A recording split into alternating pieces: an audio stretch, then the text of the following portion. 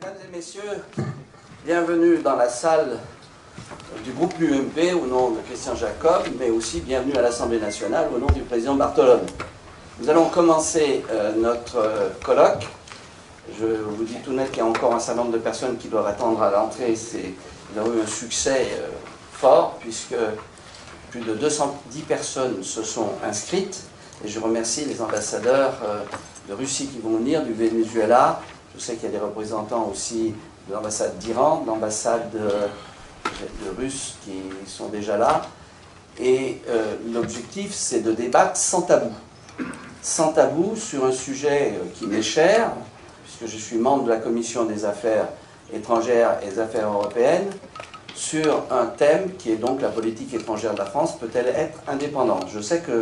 cette appellation a accroché, entre guillemets, interpellé beaucoup de personnes dans la mesure où on s'interroge, et surtout dans la mesure où la politique étrangère, et ça c'est une dimension actuelle forte,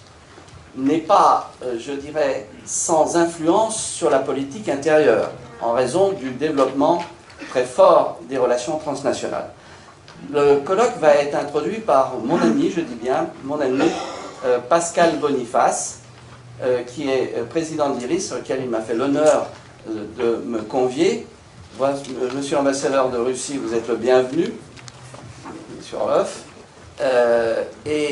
En conséquence, nous ne sommes pas toujours d'accord, mais c'est ça justement ce qui est enrichissant, c'est que nous ne sommes pas dans le politiquement correct à l'IRIS et nous essayons de réfléchir à la marche du monde, réfléchir à la défense des intérêts français et à ce qui est la spécificité française. Alors Pascal, je sais que ton temps est compté, donc avant de passer à la première table ronde avec Leslie Varenne, je te cède la parole pour un propos introductif et je te remercie d'avoir pris sur ton temps. Non, merci Jacques, c'est toujours un plaisir. Je dois vous quitter parce que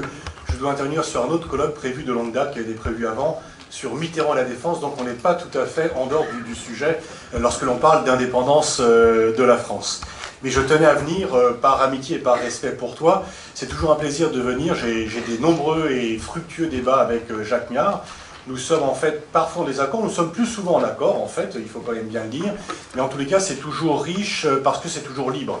Et effectivement, la composition du plateau que tu as fait pour ce colloque montre bien que tu ne recherches pas la pensée unique, mais au contraire, tu recherches un peu la confrontation d'idées pour avancer dans la réflexion, et c'est également la marque de fabrique de l'IRIS, et c'est pour cela que nous avons plaisir à travailler ensemble. Et donc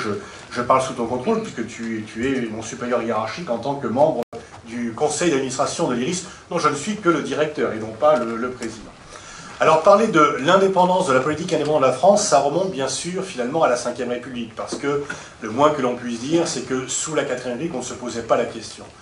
Une politique étrangère peut être faite d'indépendance, elle ne peut pas être totalement indépendante, elle doit s'inscrire dans le cadre d'une action. Il y a des contraintes, la contrainte qui sont simplement l'action des autres puissances, la contrainte des moyens, la contrainte des réalités, mais ces contraintes ne doivent pas être le signe d'un renoncement. Et le réalisme, le véritable réalisme, ne consiste pas à dire que l'on ne peut rien faire parce que les autres s'opposent, mais consiste à tenir compte d'un rapport de force pour le modifier et voir quels sont, par rapport à un rapport de force établi, par rapport à une structure établie, quelles sont les marges de manœuvre que notre pays peut avoir.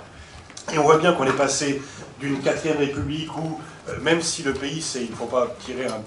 un bilan trop négatif de la IVe, le pays s'est relevé économiquement, mais en termes englués dans les guerres coloniales, en termes d'indépendance, il y avait renoncé et il s'était arrimé à la politique américaine en donnant les clés finalement de sa politique étrangère à une puissance extérieure, sans trop de retour, puisque lorsque la France demandait à l'aide des États-Unis, ceci n'était pas là, sauf bien sûr dans un contexte escouade général. Ce qui a changé, c'est bien sûr la Ve République avec la mise en place d'une politique tout à fait différente en 2 temps, avec le solde des guerres coloniales qui a débarrassé finalement la France de ce boulet. Et De Gaulle, dans cet esprit-là, l'a fait pour pouvoir mener une politique à son goût, mener une politique dont le maître mot était l'indépendance et dont le maître mot, le guide, était Que peut faire la France dans un monde compliqué, dans un monde où les rapports de force ne sont pas favorables, et quelles sont les possibilités pour la France? Et le grand paradoxe, c'est que François Mitterrand, qui avait critiqué le général de Gaulle sur sa politique étrangère et sur sa politique intérieure, sur les 3 points essentiels finalement, constitution d'une force nucléaire, appelée à l'époque force de frappe, sortie de la France des organes militaires intégrés de l'OTAN, et alliance avec Israël au détriment des pays arabes, Mitterrand avait critiqué De Gaulle sur ces 3 points majeurs, et il a repris sa politique, ce qu'on a appelé par la suite le gaulo-mitterrandisme. Le gaulo-mitterrandisme, c'était effectivement une politique faite d'indépendance, par rapport aux États-Unis, une alliance, mais une alliance qui était, on était, pour reprendre la formule, alliés mais non alignés. Donc il y avait effectivement une alliance avec les États-Unis qui était d'une nature différente des relations que la France avait avec l'Union soviétique. Il y avait un partenariat avec l'Union soviétique, une alliance avec les États-Unis, mais l'alliance, notamment grâce à l'indépendance que donnait l'outil nucléaire militaire, permettait de ne pas être dans une relation de peur avec l'Union soviétique, puisque la France assurait sa propre défense, et donc de n'être pas dans une relation de dépendance à l'égard des États-Unis, puisqu'on ne comptait pas excessivement sur eux pour notre sécurité.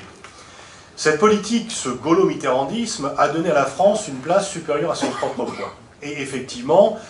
nous avions pendant la guerre froide une rente de situation qui était due à cette position spécifique lancée par De Gaulle, enrichie par Mitterrand à sa propre manière, et qui, d'une façon ou d'une autre, a été suivie. Et le grand paradoxe, c'est que, alors que et De Gaulle et Mitterrand avaient appelé de leur vœu la fin de l'ordre de Yalta, même si le monde bipolaire n'était pas issu de Yalta, mais ça c'est une affaire d'historien, aussi bien Mitterrand que De Gaulle avaient appelé de leur vœu le déplacement de la logique des blocs, le grand paradoxe, c'est lorsque ça a été obtenu, avec l'effondrement du monde bipolaire, eh bien la France finalement a vu le succès de sa politique venir finalement diminuer son statut, puisque cette rente de situation dans un monde bipolaire n'existait plus, le monde bipolaire ayant pris fin. Et que cette vision d'un pays qui était à la fois occidental, mais n'ayant pas une politique occidentaliste, qui était en bonne relation avec l'Union soviétique, sans adhérer au bloc communiste, cette position spécifique qui, dans l'ensemble de ce qu'on appelait à l'époque le tiers-monde, qui n'existe plus, nous donnait une aura tout à fait particulière, une marge de manœuvre tout à fait particulière et un rôle tout à fait spécifique, eh bien il fallut le réinventer. Et finalement, lorsque la guerre froide a pris fin, lorsque le monde bipolaire a pris fin, la grande question c'est de savoir si le gaulo-mitterrandisme peut survivre au cadre conceptuel et au cadre historique qu'il a fait naître. Alors bien sûr, le gaulo-mitterrandisme fait tel qu'il était pratiqué pendant le monde bipolaire ne peut plus s'appliquer en tant que tel, le cadre a disparu. Mais dire que la France devrait renoncer à toute politique indépendante et dire que la France devrait finalement rentrer dans le rang, soit s'arrimer au wagon européen parce que plus rien n'est à faire, soit parce que la menace terroriste étant, ou islamiste, avec une confusion parfois entre les deux, étant tellement grande qu'il faut finalement se mettre sous la bannière des États-Unis d'un seul bloc, parce que c'est une menace existentielle et que nous ne pouvons pas y faire face seuls. Il y a cette tentation. Et finalement, aux dérives atlantistes de la 5e, du début de la 5e, il y a maintenant les dérives occidentalistes, de dire que le bloc occidental est un bloc, justement, qu'il est en danger, qu'il doit faire front commun afin de lutter contre le reste. C'est un peu, à mon sens, une politique qui nourrit le danger qu'elle entend dénoncer. Et effectivement, si la France se dit puissance occidentale et n'être que cela, elle se réduit elle-même. La France est à la fois un pays occidental, mais n'est pas que cela. Et toute la richesse de la politique française, c'est justement d'être un peu plus qu'un pays occidental, et même dans un monde qui n'est plus bipolaire, mais on sent bien qu'il y a des tentations d'opposer the West versus the Rest, eux et nous, et que ces tentations, disons, toujours manichéennes, dans un monde bipolaire où ça serait plus l'Est contre l'Ouest, mais l'Ouest contre tous les autres, englobés, eh bien cette tentation existe et je pense qu'il faut combattre cette tentation parce que tout simplement elle ne correspond pas à l'ADN stratégique français et elle ne correspond pas à nos intérêts. Et si nous voulons rayonner, si nous voulons, dans un monde globalisé où les autres sont de plus en plus nombreux, où le monde occidental a perdu le monopole de la puissance qui avait été le sien pendant 5 siècles, et en tous les cas au cours des 50 dernières années, eh bien, si nous voulons réagir et nous adapter à ce monde nouveau, ce n'est certainement pas en suivant des chimères du passé d'un passé assez lointain, et en tout cas d'un passé révolu. On peut toujours rêver au paradis perdu, ils ont rarement existé, personne en tous les cas ne peut témoigner les avoir vus, et c'est plutôt une illusion que de vouloir les poursuivre. Donc il faut adapter notre politique à cela. Et donc adapter notre politique à cela, c'est de dire effectivement, la France a toujours un message spécifique. La France a un message particulier. Ça ne veut pas dire d'avoir l'illusion que notre flamme va éclairer le monde, ça ne veut pas dire de tomber dans un défaut bien connu et un peu aussi spécifique à la France de l'arrogance. Mais je pense que la plupart de nos responsables de droite et de gauche y ont renoncé par réalisme. Ça veut dire que, sans penser que l'on peut diriger le monde, on a un message spécifique et notre intérêt national est compatible avec l'intérêt commun. La défense que nous faisons des Nations Unies, c'est l'intérêt commun que les Nations Unies aient un rôle plus important, c'est également notre intérêt comme membre permanent. Lutter contre le réchauffement climatique, c'est notre intérêt parce que nous vivons dans ce monde et qu'il n'y a pas de plan, comme le dit Ban Ki-moon, il n'y a pas de plan B parce qu'il n'y a pas de planète B tout simplement, mais nous allons être l'hôte de la conférence COP21 et c'est aussi donc notre intérêt national que celle-ci réussisse, mais en même temps c'est l'intérêt commun de l'humanité. C'est notre intérêt que la crise ukrainienne soit diffusée, qu'elle revienne en arrière, que l'on trouve une solution à cela, et c'est l'intérêt de l'Europe et c'est l'intérêt du monde que cette crise, dans des circonstances particulières, ne dégénère pas en conflit, bien qu'il y ait des nostalgiques qui dénoncent un climat de guerre froide tout en employant le langage, voire les méthodes d'action, et qui donc nourrissent encore le mal qu'ils disent vouloir combattre. Et donc, je crois qu'il y a toujours, même dans un monde qui n'est plus bipolaire, dans un monde qui est en recomposition constante depuis 25 ans, dans un monde où les Occidentaux ont perdu le monopole de la puissance, justement, la France a intérêt de se montrer comme n'étant pas un pays purement occidental, au moment même où celui-ci est un peu plus effacé, et jouer sur ce caractère, je dirais pas dual, mais multiforme. La France est un pays qui, traditionnellement, passe des accords avec les pays émergents, ce qu'on appelle les grands pays du Sud auparavant, du tiers-monde, elle doit continuer cela. Alors, pour faire un rapide bilan des 3 ans, puisque c'est bientôt où on a dû, enfin les 3 ans de la politique de François Hollande, est-ce qu'elle s'inscrit dans un cadre atlantiste ou occidentaliste, ou est-ce qu'elle s'inscrit dans un cadre gaulo-mitterrandiste? Je pense en toute honnêteté que c'est en fait ni l'un ni l'autre parce que Hollande est avant tout un pragmatique et qu'il ne veut pas s'enfermer dans un schéma conceptuel et il pense qu'on ne sort de l'ambiguïté qu'à son détriment et donc il n'est pas vraiment adepte de cela, même si son ministre des Affaires étrangères, lui, a plus commencé un travail de conceptualisation de cela. Si on regarde ce qui a été fait depuis 3 ans, il y a un peu les deux. Peut-être que la France est partie, comme François Hollande avait annoncé un retrait des troupes françaises d'Afghanistan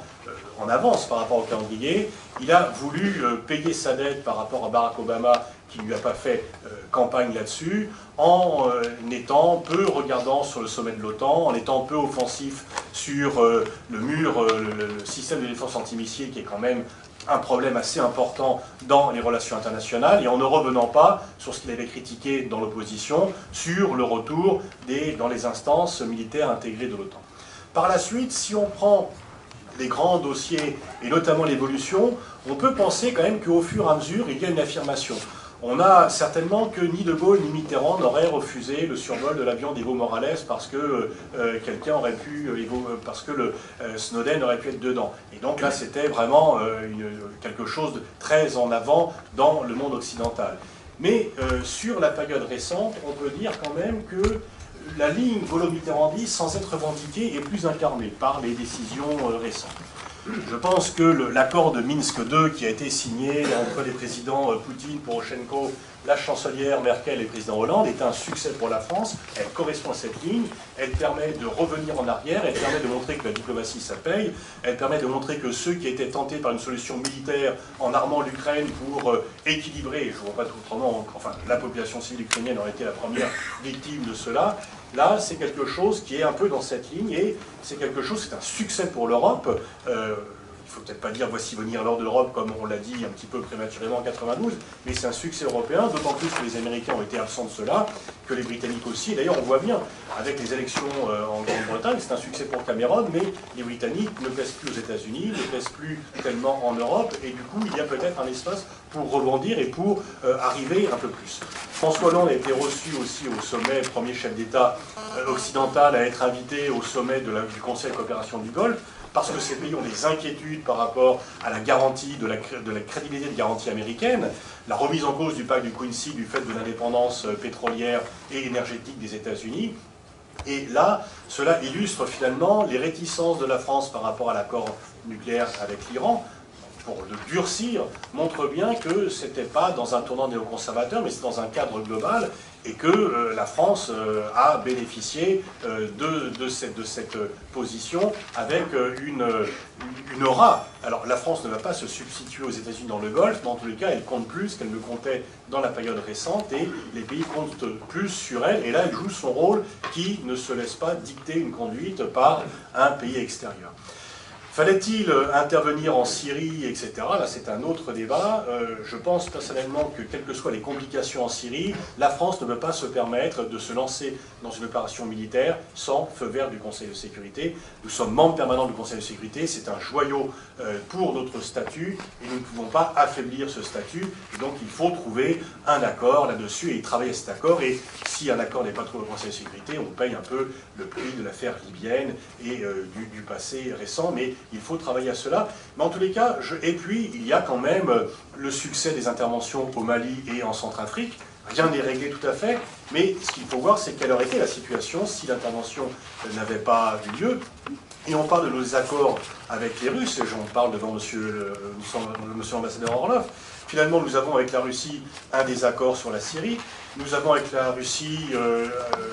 des discussions compliquées sur l'Ukraine, mais sur le Mali et sur l'Iran, nous avons travaillé ensemble. Et donc ça prouve bien que sur bien des points, nous pouvons travailler ensemble. Et c'est là finalement tout à fait l'incarnation,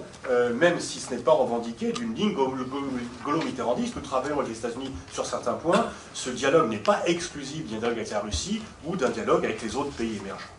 Donc c'est vrai que la place naturelle de la France est forcément moins forte qu'elle n'était de par la double évolution de la fin du monde bipolaire et de la fin du monopole occidental sur la puissance, de l'émergence des autres pays qui, je dirais naturellement, rendent la position française plus compliquée. Être dans une Europe à 28 nous relativise forcément le rôle que l'on avait par rapport à l'Europe à 6, voire même à 12. Mais cela ne doit en rien être un frein à l'ambition. Cela ne doit être en rien un prétexte, pour ne pas dire un motif, plutôt un motif pour ne pas dire un prétexte, à l'inaction ou au fait de raccrocher. La France n'est pas un wagon qui se raccroche à une locomotive, c'est une locomotive. En politique extérieure, elle doit garder ce cap indépendant, tout simplement parce que c'est son intérêt. Parce que tout simplement, on attend cela dans le monde extérieur, et que moi qui suis spécialiste d'aucune région et qui donc me balade un peu partout, je vois bien que sur tous les continents, il y a